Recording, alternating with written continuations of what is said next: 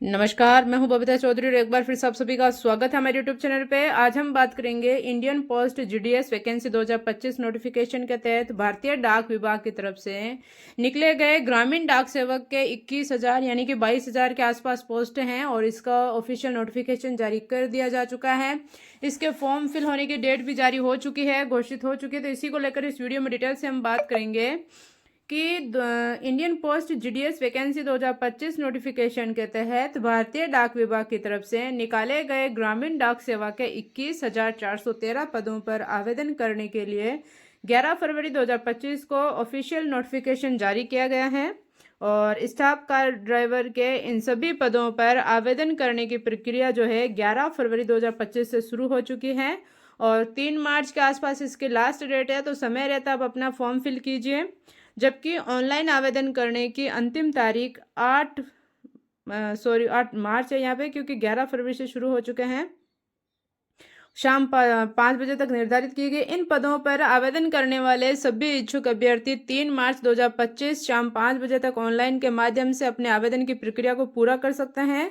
अधिक जानकारी के लिए आप भारतीय डाक विभाग की तरफ से जारी होने वाले ऑफिशियल नोटिफिकेशन को चेक कर सकते हैं और ग्रामीण डाक सेवक जीडीएस भर्ती 2025 के लिए अपने आवेदन की प्रक्रिया को पूरा कर सकते हैं। और इस वीडियो पर डिटेल में हम बात करेंगे कि इसके क्या क्या आपके पास क्वालिफिकेशन होनी चाहिए, किस तरह से आपको आवेदन करना है, क्या क्या आपको डॉक्यूमेंट चाहिए। तो ये देखिए, एज लिमिट की अगर हम बात करें तो भारतीय डाक सेवक के पद पर आवेदन करने वाले सभी अभ्यर्थियों की न्यूनतम उम्र 18 वर्ष से लेकर अधिकतम आयु सीमा 40 वर्ष तय किया गया है। इसके अलावा आरक्षित वर्ग की श्रेणी में आने वाले सभी अभ्यर्थियों को आवेदन करने के लिए प्रदेश सरकार के नियमों के आधार पर आयु सीमा में ऊपरी छूट दी जाएगी। भारतीय डाक विभाग की तरफ से निकाले गए ग्रामीण डाक सेवक के पद पर आवेदन करने वाले सभी अभ्यर्थियों की आयु सीमा की गणना जारी किए गए ऑफिशियल नोटिफिकेशन के आधार पर की जाएगी, यानी कि कैटेगरी वाइज आपको अपनी एज में भी छूट दी जाएगी। अब हम बात करें कि इसका जो है अगर हम शैक्षणिक योग्यता की बात करें तो ग्रामीण डाक सेवक के पद पर आवेदन करने वाले सभी अभ्यर्थियों के पास प्रदेश के किसी भी मान्यता प्राप्त स्कूल से 10वीं पास के आपके पास में मार्कशीट होनी चाहिए। शैक्षणिक योग्यता की अधिक जानकारी के लिए आप उसकी वेबसाइट पर जा सकते हैं। अब हम बात करें फीस की तो सामान्य ओबीसी ईडब्ल्यूएस वर्ग की श्रेणी में आने वाले सभी अभ्यर्थियों को ग्रामीण डाक सेवक के पद पर आवेदन करने के लिए 100 रुपये का आवेदन शुल्क भरना होगा और बाकी जो है उनके लिए फ्री है। इसके अलावा एससी एसटी पीडब्ल्यूडी महिला उम्मीदवार ट्रांस वुमेन श्रेणी से आने वाले सभी अभ्यर्थियों को ग्रामीण डाक सेवक के पद पर आवेदन करने के लिए फ्री यानी कि 0 रुपये का आवेदन शुल्क का भुगतान करना होगा और इनके लिए निःशुल्क आवेदन आप कर सकते हैं। अब हम बात करें डॉक्यूमेंट्स की तो आपके पास में आपका आधार कार्ड जो और आधार कार्ड से लिंकअप आपका मोबाइल नंबर, स्थायी निवास प्रमाण पत्र, आपके साइन निवास प्रमाण पत्र, 10वीं कक्षा का प्रमाण पत्र, आपकी पासपोर्ट साइज फोटो और आपकी ईमेल आईडी और अगर आप एक अतिरिक्त कैटेगरी की छूट ले रहे हैं तो आपका जाति प्रमाण पत्र।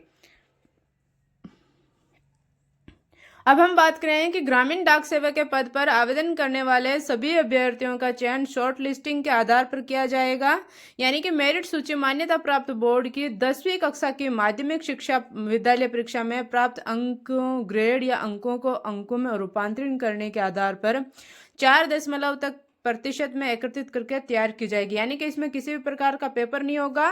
उसके आपकी मेरिट लिस्ट है जो 10th की मार्कशीट के आधार पर मतलब है चयनित किया जाएगा। आपको स्टाफ कार ड्राइवर के पद पर चयनित होने वाले सभी उम्मीदवारों को हर महीने के 12,000 रुपये से लेकर 28,380 रुपये तक का आपको वेतन दिया जाएगा। तो ये भी बहुत ही अच्छी है आपके लिए बात है। अब हम बात करें कि ऑनलाइन मोड पर रहेगी इसकी जो है आवेदन की प्रक्रिया और इच्छुक अभ्यर्थी अपना ऑनलाइन आवेदन कर सकते हैं और वहां पर दिए गए अपने जिले को चुनकर आवेदन के लिए आगे बढ़ना है। क्लिक करते ही आपके सामने Indian post office GDS form खुलकर सामने आएगा।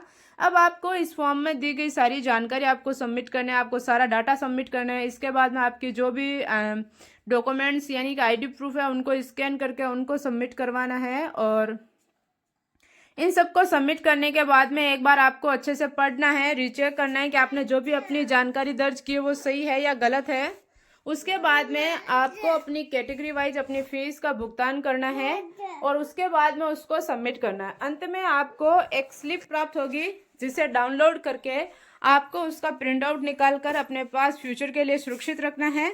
इस प्रकार से आपका जो है पूरा आवेदन हो जाएगा। और इस वीडियो को ज़्यादा से ज़्यादा शेयर कीजिए ताकि जो भी 10th पास है और कुछ नहीं कर रहे हैं, बेरोजगार बैठे हैं, उनके लिए सुनहरा अवसर है। अगर उनके 10th में अच्छी मार्क्स आए तो प्लीज़ वीडियो को इंसानियत के लिए ज़्यादा से ज़्यादा लाइक कीजिए और शेयर कीजिए। और इसी तरीके की वीडियो देखने के लिए हमारे चैनल को सब्सक्राइब कीजिए और बेल आइकन को जरूर दबाएं ताकि आने वाली वीडियो का नोटिफिकेशन सबसे पहले आप तक पहुँचे। धन्यवाद।